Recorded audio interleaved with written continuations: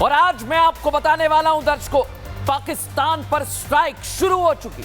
एक दो नहीं 16 स्ट्राइक की है। लेकिन भारत ने कैसे ये स्ट्राइक की है, कब कब की है, क्या क्या किया है आपको बताऊंगा। उससे पहले बताता हूं प्रधानमंत्री नरेंद्र मोदी, रक्षा मंत्री राजनाथ सिंह और गृह मंत्री अमित शाह कैसे पाकिस्तान को चेता रहे हैं।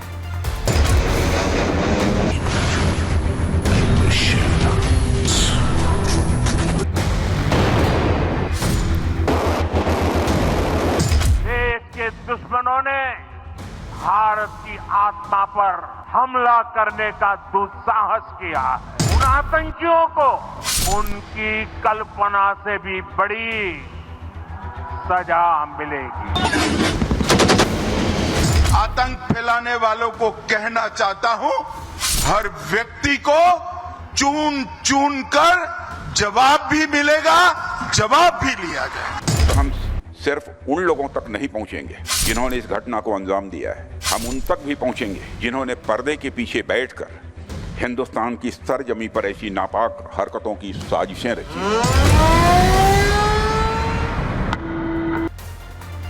दर्शकों 16 स्ट्राइक हो चुकी है और अब फाइनल स्ट्राइक का समय आ गया। लेकिन मैं आपसे ये बात क्यों कह रहा हूं दर्शकों, आज आपको बताता हूं। पहलगाम आतंकी हमला हुए 11 दिन बीत चुके हैं और हमले के बाद से एक ही सवाल पूरा देश कर रहा है कि आखिर पाकिस्तान पर हमला कब होगा, पाकिस्तान पर कब तगड़ा एक्शन लिया जाएगा, ये आप लोग भी पूछ रहे हैं दर्शकों। लेकिन आपको आज एक चीज बताता हूं दर्शकों, महाभारत के कई कथन आपने सुने हो, उसमें से एक कथन है रणभूमि में युद्ध हो उससे पहले मनोभूमि में खेला जाता है। और पाकिस्तान से बदला लेने के लिए पीएम मोदी सरकार यही रणनीति अपना रही है दर्शकों। जो महाभारत में कहा गया था वही अपनाया जा रहा है। मोदी सरकार बैटल ग्राउंड पर एक्शन से पहले आर्थिक स्ट्राइक कर रही है और पाकिस्तान को उसकी असली औकात दिखा रही है। जो पाकिस्तान पहले से ही दूसरे देशों के सामने कटोरा लेकर भीख मांगता था, अब उसकी हालत और बदतर हो रही है।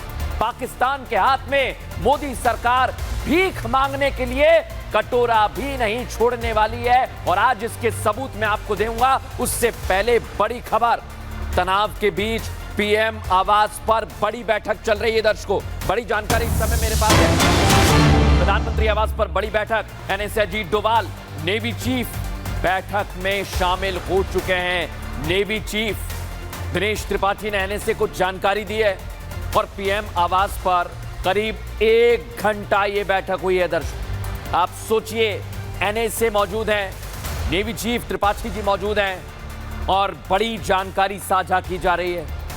क्या हो रहा है इसका अपडेट मैं आपको दूंगा दर्शकों, एक एक अपडेट आपको दूंगा। तमाम सहयोगी इस वक्त मेरे साथ जुड़ चुके हैं, लेकिन उससे पहले ये बड़ी खबर आपको दे रहा हूं। और इधर पाकिस्तान पर एक्शन के लिए लगातार भारत स्ट्राइक कर रहा है दर्शकों। इस बीच एक और भारत ने स्ट्राइक अपनी तेज कर दी है, खबर आपको दे रहा हूं।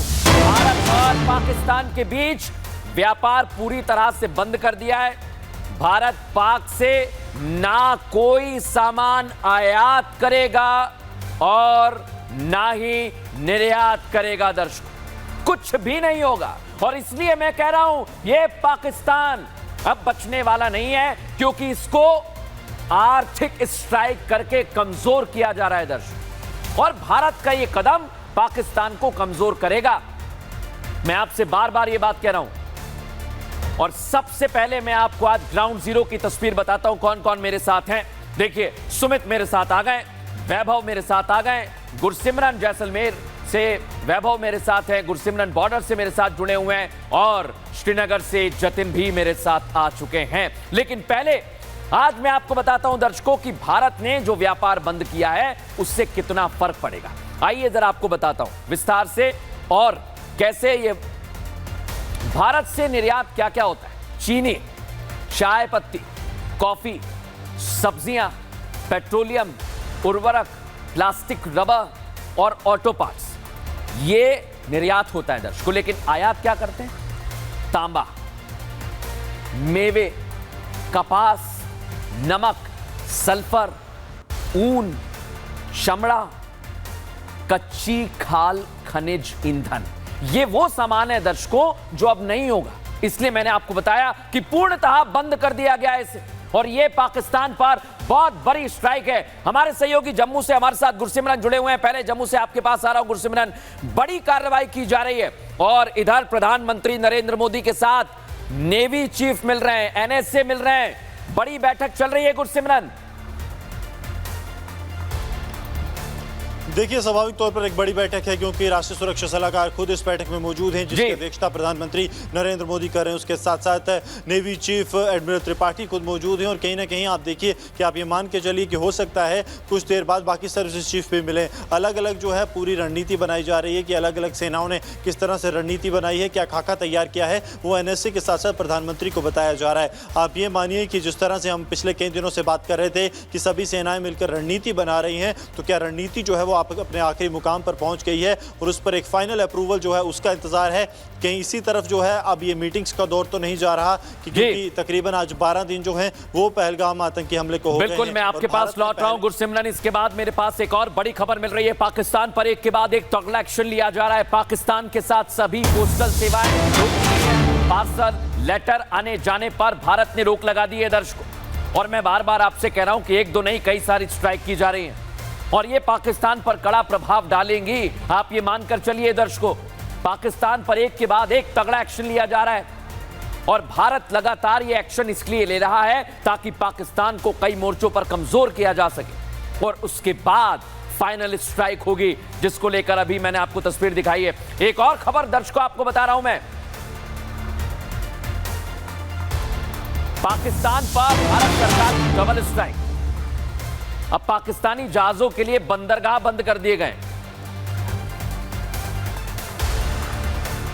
पाकिस्तानी जहाजों के लिए भारतीय बंदरगाह बंद कर दिए गए दर्शकों, बड़ी जानकारी आपको दे रहा हूं मैं। और आप सोचिए, पाकिस्तान पर एक के बाद एक एक्शन लिया जा रहा है। उधर प्रधानमंत्री नरेंद्र मोदी बैठक कर रहे हैं, लेकिन इधर पाकिस्तान को कमजोर किया जा रहा है और एक दो नहीं 10 से ज्यादा स्ट्राइक लगातार की जा रही है। देखिए जरा,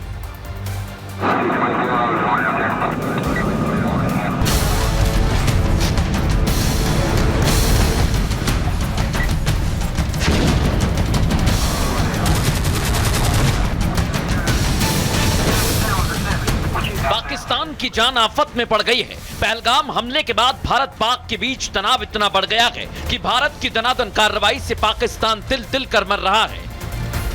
पीएम मोदी की जोरदार स्ट्राइक पाकिस्तान पर शुरू हो चुकी है। ये स्ट्राइक बम गोला बारूद वाली नहीं, बल्कि मोदी अब सूखे गले से पाकिस्तान को पल पल मार रहे हैं। 26 बेगुनाहों की आतंकी हमले में सांस थमने के 24 घंटे के अंदर भारत की मोदी सरकार ने सिंधु जल संधि निलंबित कर दी थी।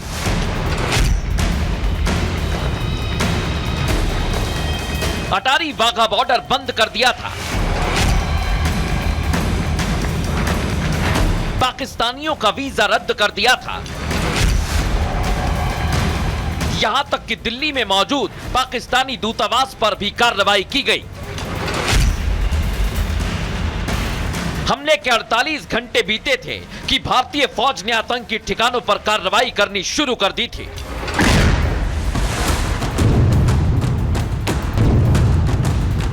पाकिस्तानियों को भारत से खदेड़ने के लिए डेडलाइन दे दी गई। 28 अप्रैल तक पाकिस्तानियों को वतन वापसी का अल्टीमेटम दिया गया। मेडिकल वीजा पर भारत आए पाकिस्तानियों को भी 29 अप्रैल तक वापसी के लिए कहा गया था। भारत का यह एक्शन पहले से और जोरदार हुआ। 30 अप्रैल से भारत के खिलाफ प्रोपेगेंडा चलाने वालों पर डिजिटल स्ट्राइक शुरू की गई। इसी दिन पाकिस्तान के लिए एयर स्पेस के दरवाजे बंद कर दिए गए।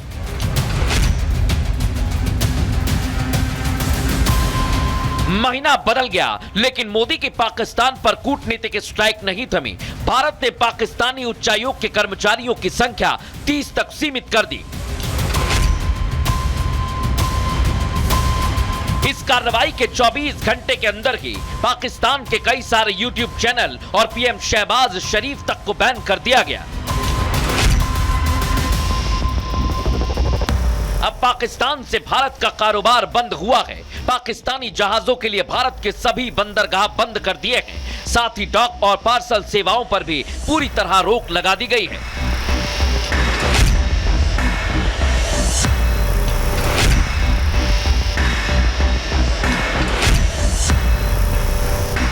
दिनों में पाकिस्तान पर भारत की 16 स्ट्राइक हो चुकी है। इससे दुश्मन देश बिलबिला रहा है। ये पाकिस्तान के लिए स्लो पॉइजन जैसा है। इसलिए शहबाज से लेकर मुनीर तक भारत के आगे घुटने टेकने को मजबूर हैं। पहलगाम हमले को अपनी गलती मानने के अलावा इनके पास कोई चारा नहीं रह गया है।